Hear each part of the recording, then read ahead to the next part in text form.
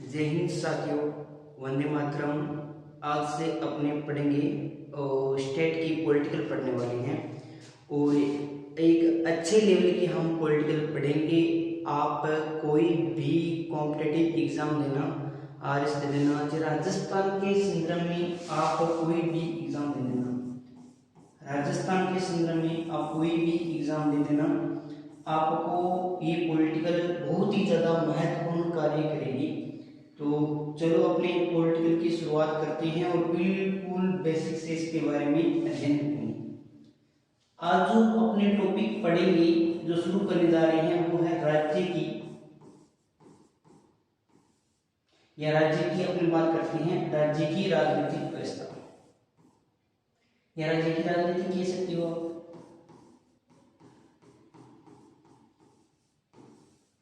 ये आज हम शुरू करते हैं। सबसे पहले तो ये आपको ये पता भी होना चाहिए साथियों कि ये जो राज्य की जो राजनीतिक है, जो राज्य व्यवस्था है, वो कौन से भाग के अंदर है। भाग की मैं बात करूं यहाँ पे तो भाग आ जाएगा साथियों 6। भाग कौन सा आ जाएगा? 6। अब हम इसको पढ़ेंगे कैसे? जैसे अपनी बात करते हैं तो यहाँ पर ये आ जाती है अपने क्या पॉलिटिकल आ जाती है, राजनीतिक व्यवस्था आ जाती है। हम इसको यहाँ पे लिखेंगे राजनीतिक व्यवस्था को। भाग 6 में हमें क्या पढ़ना है, भाग 6 में क्या कुछ आता है वो सबसे पहले हमें देखना होगा, उसके बाद में हम आगे चर्चा करेंगे। सबसे पहले भाग 6 के अंदर अध्याय कितने आते हैं वो भी आपको पता होना चाहिए। अध्याय भी कितने आती हैं साथियों? 6 अध्याय आती है। इसको एक बार थोड़ा समझते हैं, इसको कैसे पढ़ना है वो देखो। अपने यहाँ पे तरीका बताता हूँ उसको मैं इस प्रकार से यहाँ पे इसको डिवाइड करते हैं। सबसे पहले अपने अनुच्छेद की बात करें कि भाग 6 के अंदर अनुच्छेद कहाँ से लेकर कहाँ तक हमें पढ़ना है, तो 152 से लेकर 237 तक पढ़ना है। बिल्कुल छोटी सी पॉलिटिकल है ये, जो राजस्थान की जो पॉलिटिकल है, राजव्यवस्था है, बिल्कुल छोटी सी है जो हमें पढ़नी है। बिल्कुल इजी है। 152 से लेकर 237 अनुच्छेद हमें पढ़नी है, अध्ययन करनी है। सबसे पहले जो हमें पढ़ना है वो पढ़ना है क्या? राज्य की परिभाषा। राज्य की परिभाषा। उसके बाद में अगर मैं बात करूं यहाँ पे राज्य की परिभाषा के बाद में जो सेकंड नंबर पे हमें पढ़ना है वो आ जाता है साथियों, क्या आ जाता है? कार्यपालिका आ जाता है। क्या आ जाता है साथियों? यहाँ पे आ जाता है कार्यपालिका आ जाता है। कार्यपालिका आ जाता है। उसके बाद में अगर मैं बात करूं 3 नंबर पे तो यहाँ पर विधायिका आ जाता है, विधायिका। और साथियों मैं 4 नंबर पे बात करूं यहाँ पे तो यहाँ पर राज्यपाल की अध्यादेश की शक्ति आ जाती है। अध्यादेश क्या होता है हम बात करेंगे। अध्यादेश की शक्ति राज्य के बारे में पढ़ रहे हैं तो राज्यपाल, और आपका जो लास्ट आ जाता है वो आ जाता है साथियों यहाँ पे न्यायपालिका। यहाँ पर क्या आ जाएगा साथियों? न्यायपालिका आ जाएगा। यहाँ पर क्या आ जाएगा साथियों? न्यायपालिका आ जाएगा। इसके बारे में हम थोड़ी सी चर्चा कर लेते हैं। न्यायपालिका, न्यायपालिका।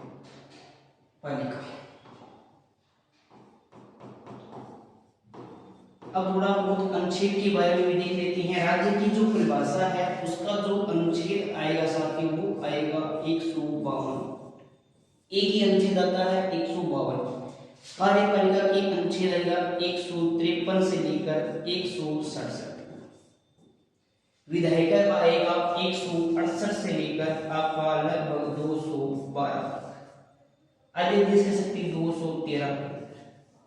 न्यायपालिका को भी यहाँ पर 2 भागों में बांटा गया है साथियों। एक तो कौन सा? एक तो आता है आपका हाई कोर्ट और एक आता है आपका डिस्ट्रिक्ट कोर्ट। 214 से लेकर हम बात करें 232 तक तो आता है आपका हाई कोर्ट आता है, और 233 से लेकर 237 तक आप आता है साथियों डिस्ट्रिक्ट कोर्ट, ये हाई कोर्ट, ये डिस्ट्रिक्ट कोर्ट। न्यायपालिका को दो भागों में बांटा गया है। राज्यपाल की अद्वितीय शक्ति के बारे में बताया गया है, एक अनुच्छेद है। विधायिका के बारे में बताया गया है, विधायिका को भी अपने यहाँ पर दो भागों में पढ़ेंगे।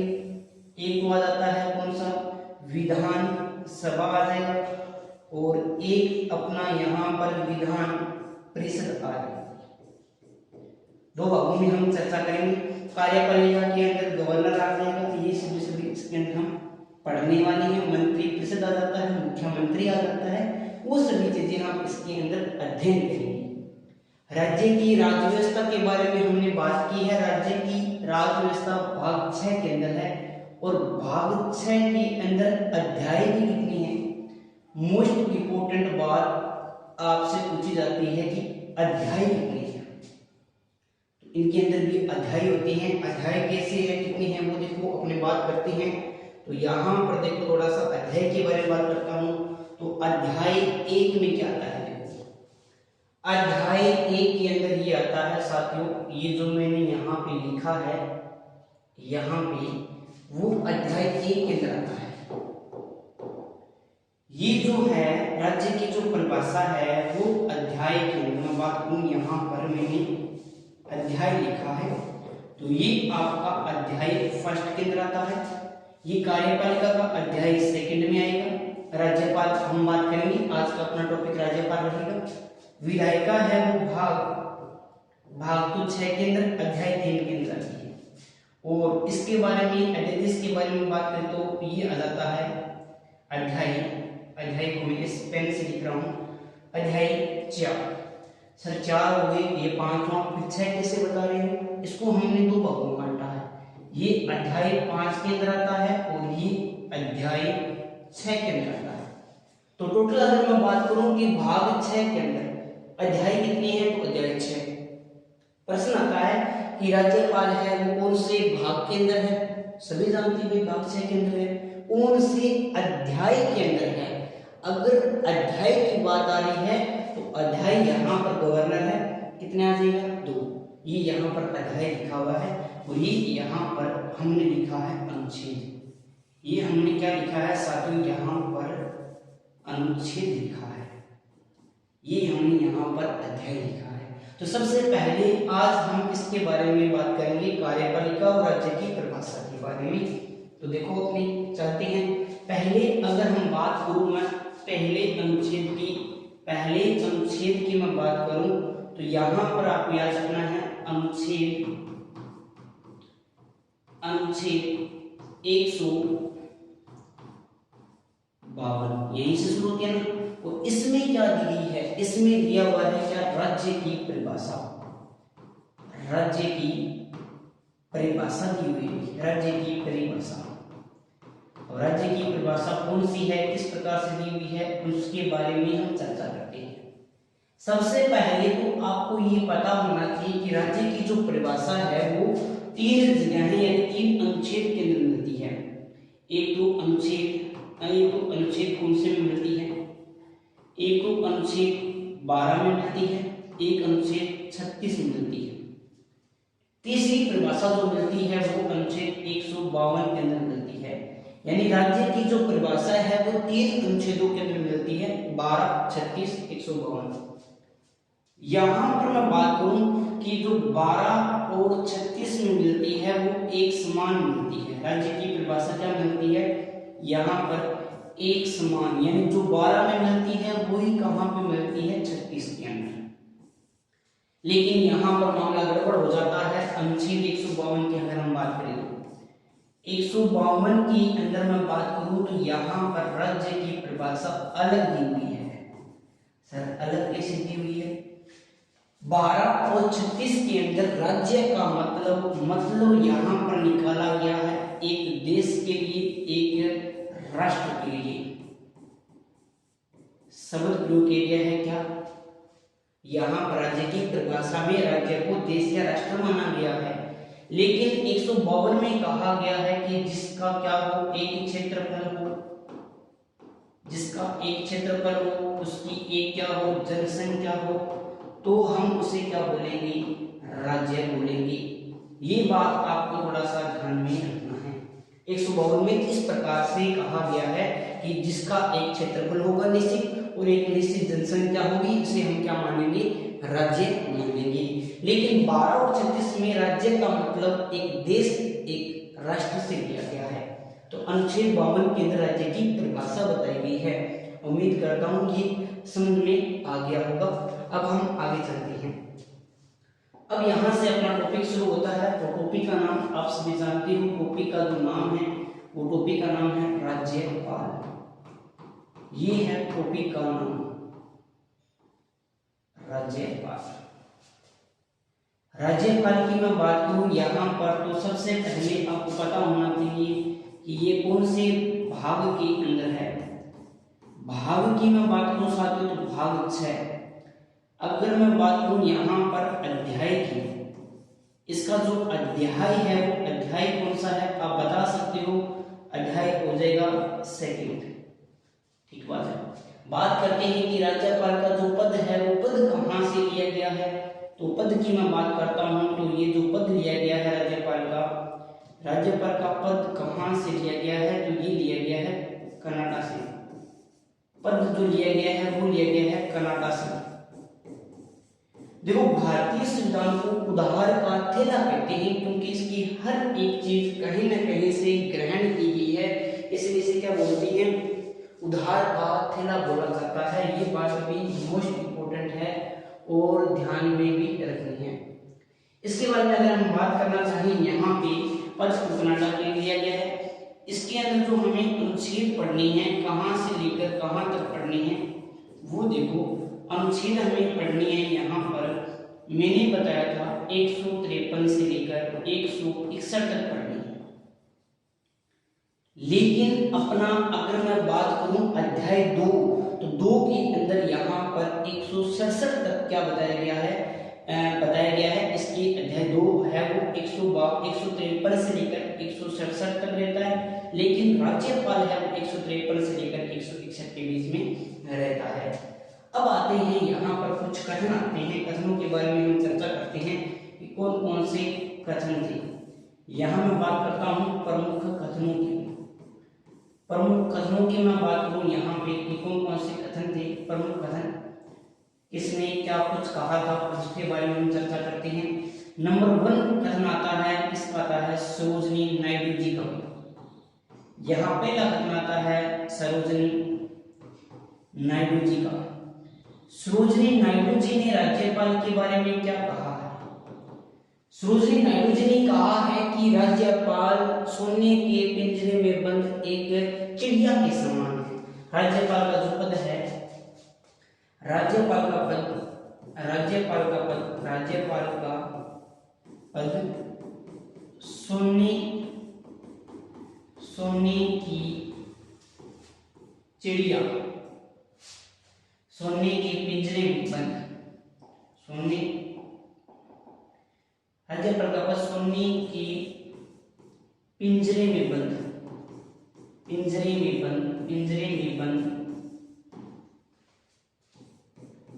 चिड़िया के समान।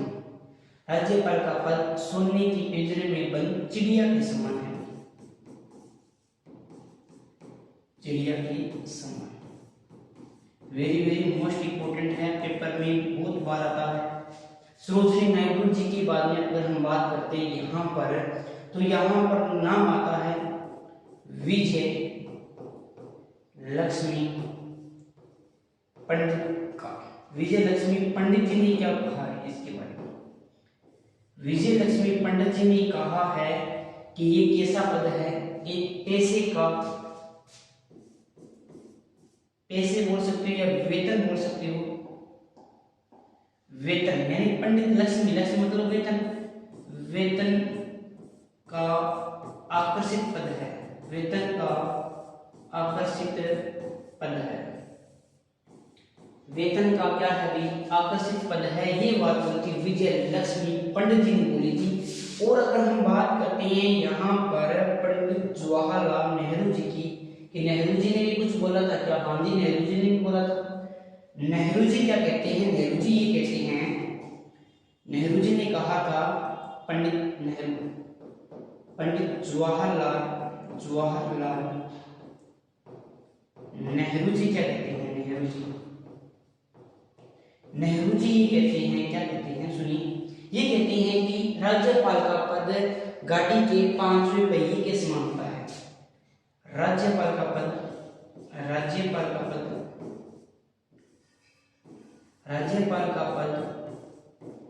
गाड़ी के 5वें पहिए के समान होता है।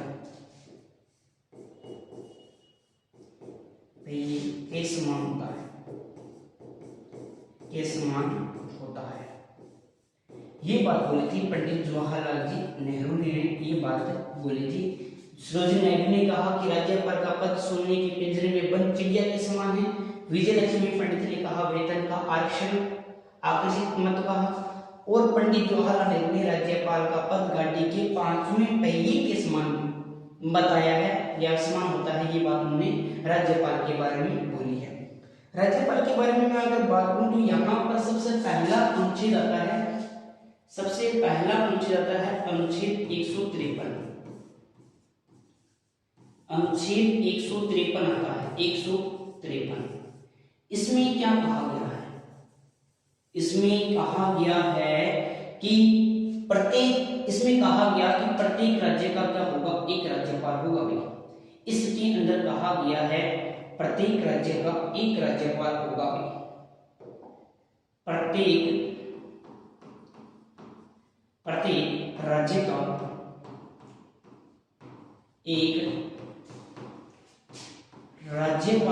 राज्यपाल होगा। ये बात कब लिखी गई? संविधान के अंदर लिखी गई। कब लिखी गई? संविधान के अंदर। और संविधान कब बना था?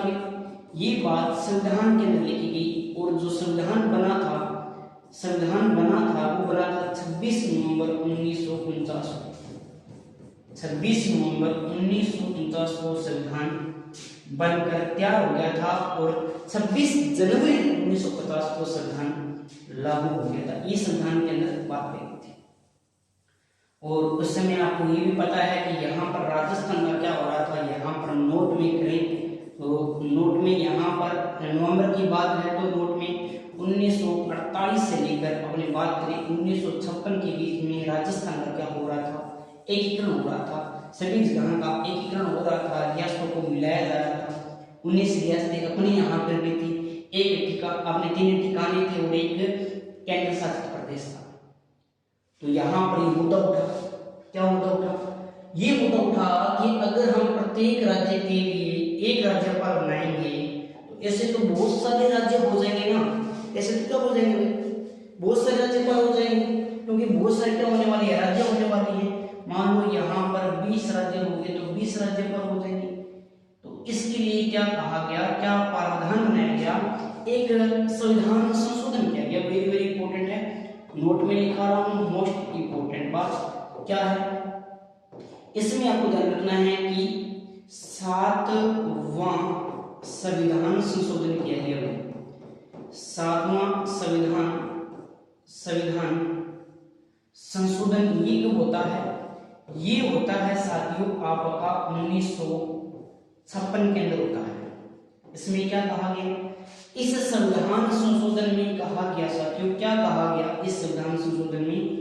इसमें कहा गया कि 2 या 2 से अधिक राज्यों के लिए एक राज्यपाल हो सकता है। इसमें कहा गया कि 2 या 2 से अधिक 2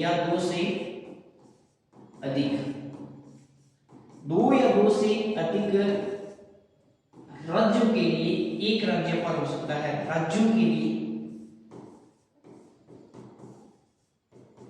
एक राज्यपाल हो सकता है। ये बात इसके अंदर कही गई, राज्यपाल हो सकता है।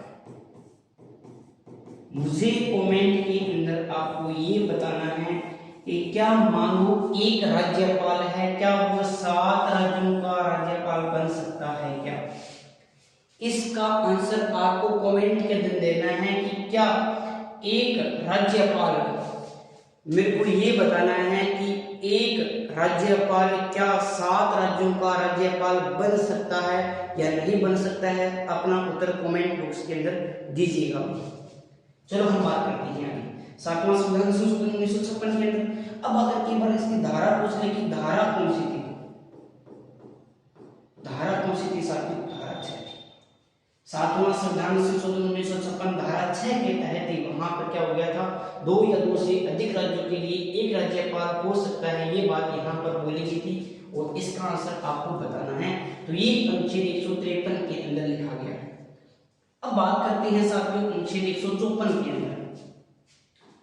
अनुच्छेद 154 के अंदर क्या लिखा गया है? बहुत ही प्यारा सा अनुच्छेद है 154। इसमें कहा गया, क्या कहा गया है कि राज्य की कार्यपालिका का प्रमुख कौन होता है? राज्य की कार्यपालिका का प्रमुख, राज्य की कार्यपालिका का प्रमुख राज्यपाल होता है। प्रमुख कौन होता है? प्रमुख राज्यपाल होगा, राज्यपाल होगा। ये बात कही है अनुच्छेद 154 के अंदर। सर मतलब क्या हुआ इसका? सुनो, अपनी बात करते हैं यहाँ पर कार्यपालिका के बारे में बात करते हैं। ये रही यहाँ पर बहुत ही प्यारी सी कार्यपालिका हम लेके आ रहे हैं।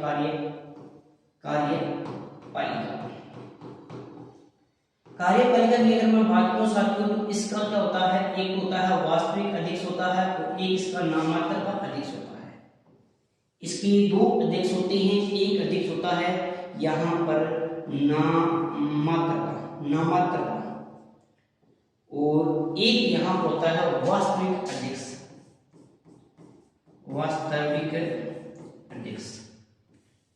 वास्तविक अध्यक्ष होता है और एक इसका होता है नामांतर का अध्यक्ष होता है। नामांतर का होता है तो वो कौन होता है साथियों? वो होता है आपका कौन? राज्यपाल होता है। और अगर मैं बात करूं यहाँ पे वास्तविक कौन होता है तो वास्तविक होता है यहाँ पर मुख्यमंत्री, यानी हम कह सकते हैं कौन होता है? सीएम होता है। कौन होता है भाई? सीएम होता है। राज्य की कार्यपालिका का प्रमुख राज्यपाल होता है। राज्यपाल कार्यपालिका के अगर हम बात करते हैं तो इसके 2 प्रमुख होते हैं। एक नामांतर का राज्यपाल होता है, वास्तविक अध्यक्ष मुख्यमंत्री होता है। और इसमें एक अपने 154 के अंदर देखना चाहिए तो आपको पता है कि राज्यपाल अपनी शक्ति का जो प्रयोग है, इसको यहाँ पे लिखवा रहा हूँ, थोड़ा सा इधर करके अपने इसको चर्चा कर लेते हैं। राज्यपाल है, हालांकि इस अनुच्छेद के अंदर नहीं बताया गया वो बातें, मैं कहाँ बताई गई वो भी बता दूंगा।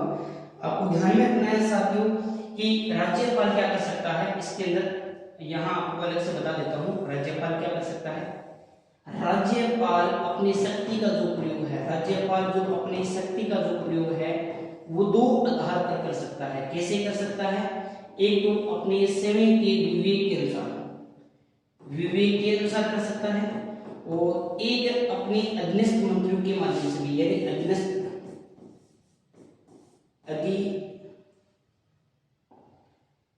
अधीनस्थों के माध्यम से, यानी यहाँ पर अन्य मंत्रियों के माध्यम से भी कर सकता है।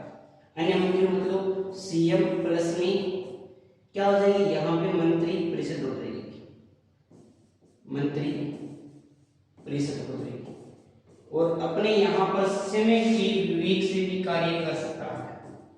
ये बात है वो 154 के अंदर नहीं लिखी गई है, ये बात लिखी गई है 163 के अंदर। हम थोड़ा सा आगे पढ़ेंगे, अभी एक बार समझो कि 163 में भी एक बात बोली गई है कि राज्य को सलाह देने के लिए एक मंत्री परिषद होगी और मंत्री परिषद का जो मुख्य है वो कौन होगा? सीएम होगा, मुख्यमंत्री होगा।